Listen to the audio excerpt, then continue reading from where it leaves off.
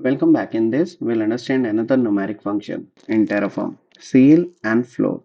So we'll start with ceil.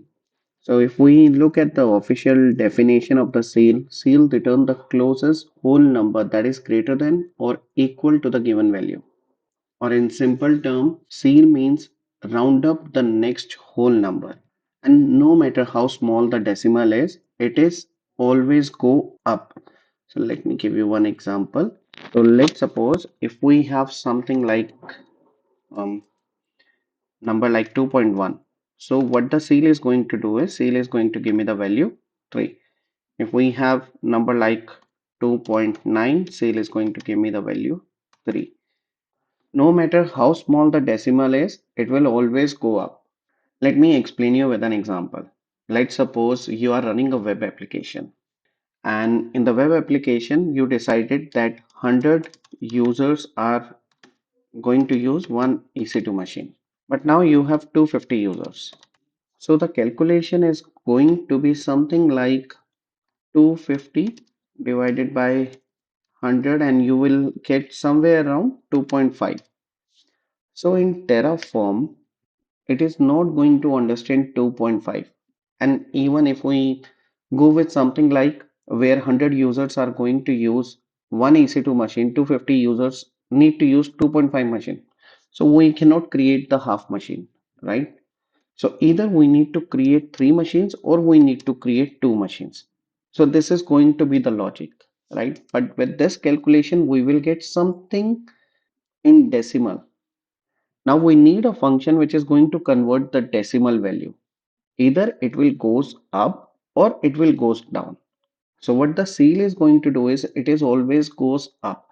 So 2.5 will become 3. There is another function, that is the floor function, which is just opposite of the ceil. So if we are going to use the floor function, so this is going to be 2. It is always going down.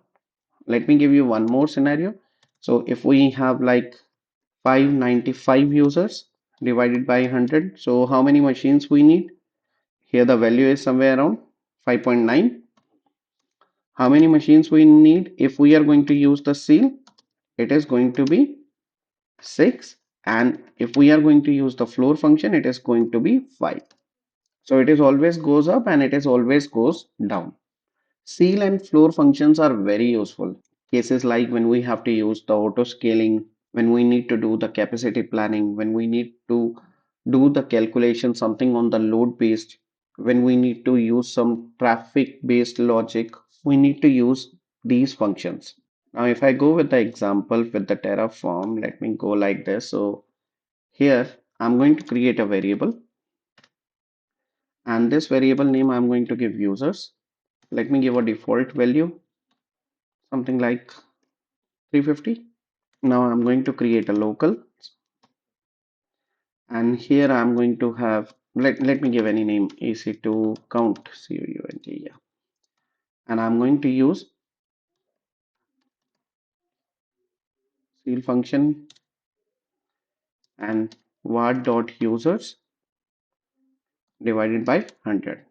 And here my resource for the EC2 instance. So in the count, I'm going to have local dot EC2 underscore count. This is how I'm going to write my Terraform code for this one.